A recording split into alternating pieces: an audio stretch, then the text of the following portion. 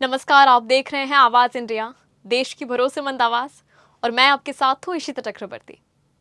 बॉलीवुड के सबसे चाहते और चर्चित सितारों में से एक संजय दत्त यानी हमारे प्यारे संजू बाबा आज अपना 67वां जन्मदिन मना रहे हैं। पर्दे पर कभी खलनायक तो कभी धुरंधर बनकर छा जाने वाले संजय दत्त का जीवन किसी सस्पेंस ड्रामा फिल्म की कहानी से कम नहीं रहा है। किसी आम इंसान को लगता है कि स्टार किड्स चांदी की चम्मच लेकर पैदा होता है और उसकी जिंदगी बेहद आसान होती है। लेकिन संजू बाबा की कहानी में मां का साथ छूटने का गम, दिल टूटने का दर्द और जिंदगी के कई बड़े उतार चढ़ाव छिपे हैं। आसान शब्दों में कहें तो संजय दत्त होना कभी आसान नहीं रहा। आइए उनके जन्मदिन के इस खास मौके पर देखते हैं संजू बाबा के बचपन की शरारतों से लेकर उनके संघर्ष और वापसी की ये पूरी स्पेशल रिपोर्ट। 29 जुलाई 1959 को मशहूर अभिनेता सुनील दत्त और अभिनेत्री नरगिस दत्त के घर एक बेटे का जन्म हुआ।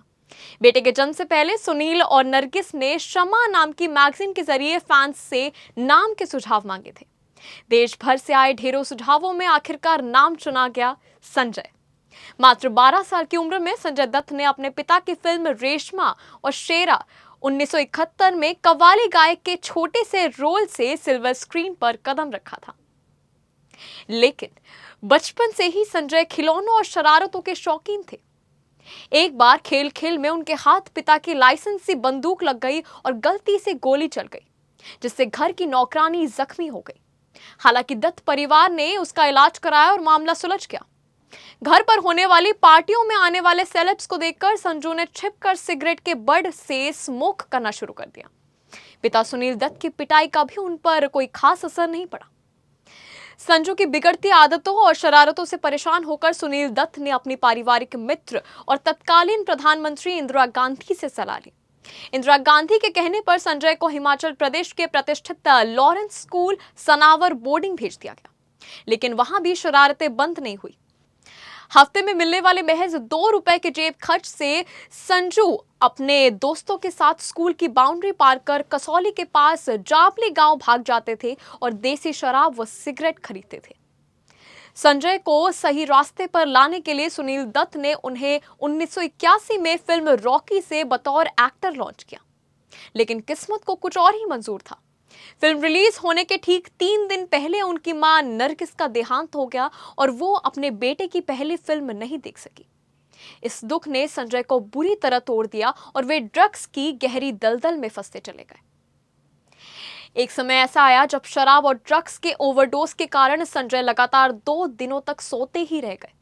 अपनी इस हालत को देखकर संजू डर गए और पिता से मदद मांगी, जिसके बाद सुनील दत्त ने उन्हें अमेरिका के रिहाब सेंटर भेजा। रिहाब से लौटने के बाद जब लोगों ने उन्हें चर्सी कहकर ताने मारे तो संजय ने इसे चुनौती की तरह लिया। उन्होंने कड़ी मेहनत कर अपनी बॉडी बनाई और एक जबरदस्त एक्शन हीरो के रूप में वापसी की। साजन, सड़क, खलनायक और वास्तव जैसी ब्लॉकबस्टर फिल्मों ने उन्होंने अपना खोया हुआ स्टारडम फिर हासिल कर लिया। संजय दत्त ने 1987 में अभिनेत्री ऋचा शर्मा से शादी रचाई। दोनों ने हम नौजवान और इंसाफ की आवाज जैसी फिल्मों में काम किया था। 1988 में बेटी त्रिशाला का जन्म हुआ, लेकिन शादी के कुछ ही समय बाद ऋचा को ब्रेन ट्यूमर हो गया और 1996 में मात्र 22 साल की उम्र में ऋचा इस दुनिया को अलविदा कह गई। तमाम तूफानों से टकराकर हर बार फिर से खड़े होने वाले हमारे संजू बाबा को उनके जन्मदिन पर ढेरों शुभकामनाएं।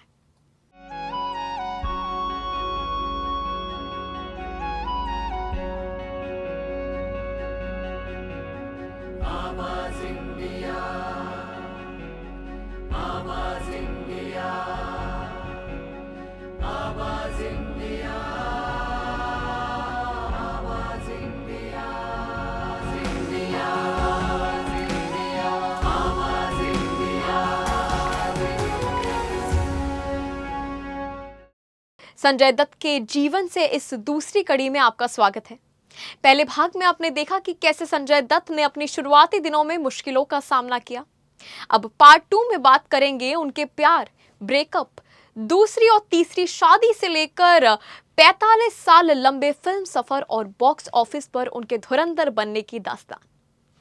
रिपोर्ट्स की माने तो फिल्म साजन की शूटिंग के दौरान संजय दत्त और माधुरी दीक्षित एक दूसरे के करीब आए थे। उस वक्त संजय दत्त शादीशुदा थे और उनकी पत्नी ऋचा शर्मा इलाज के लिए अमेरिका में थी। दोनों के अफेयर की चर्चाएं जोरों शोरों से थी, लेकिन 1993 में मुंबई बम धमाकों में संजय की गिरफ्तारी के बाद माधुरी ने उनसे दूरी बना ली। माधुरी ने संजय से सभी रिश्ते तोड़ दिए। इसके बाद 22 साल बाद दोनों ने 2019 में आई फिल्म कलंक में एक साथ काम किया। 1993 के बाद संजय दत्त की जिंदगी में फिर मुश्किल दौर आया। एक तरफ कोर्ट कचहरी का चक्कर और दूसरी तरफ पत्नी ऋचा का निधन। इसी दौरान उनकी मुलाकात रिया पिल्लई से हुई। कठिन समय में रिया के साथ ने संजू बाबा का दिल जीत लिया और 1998 में दोनों ने शादी कर ली। हालांकि 2 साल के भीतर ही रिश्तों में खटास आ गई और 2008 में दोनों का कानूनी रूप से तलाक हो गया। साल 2008 में संजय दत्त ने मान्यता दत्त से तीसरी बार शादी की। फिल्मों में जगह बनाने की कोशिश कर रही मान्यता जब संजय से मिली तो दोनों में प्यार हो गया। आज दोनों एक खुशहाल जिंदगी जी रहे हैं और जुड़वा बच्चों शहरान और इकरा के माता पिता हैं। पर्सनल लाइफ के तमाम उथल पुथल के बावजूद संजय दत्त ने अपने 45 साल के करियर में करीब 135 फिल्मों में काम किया। एक्शन, रोमांस, कॉमेडी से लेकर हॉरर तक हर किरदार में उन्होंने जान फूंक दी। साल 2018 में राजकुमार हिरानी ने उन पर बायोपिक फिल्म संजू बनाई, जिसमें रणबीर कपूर ने उनका किरदार निभाया। आज संजू बाबा बॉलीवुड से लेकर साउथ सिनेमा तक विलन के रोल में जमकर धमाल मचा रहे हैं। हाल ही में उनकी ब्लॉकबस्टर फिल्म खलनायक 2 की घोषणा भी हुई। अग्निपथ, पीके, केजीएफ 2, लियो और धुरंधर जैसी फिल्मों के जरिए उन्होंने साबित कर दिया कि बॉक्स ऑफिस के असली धुरंधर वही हैं। तमाम मुश्किलों और विवादों के बाद भी संजय दत्त आज 67 वर्ष की उम्र में भी अपने अभिनय और अंदाज से करोड़ों दिलों पर राज कर रहे हैं। बॉलीवुड के इस असली धुरंधर को जन्मदिन की ढेरों शुभकामनाएं। एंटरटेनमेंट की ऐसी ही खबरों के लिए जुड़े रहिए आवाज इंडिया मुंबई के साथ।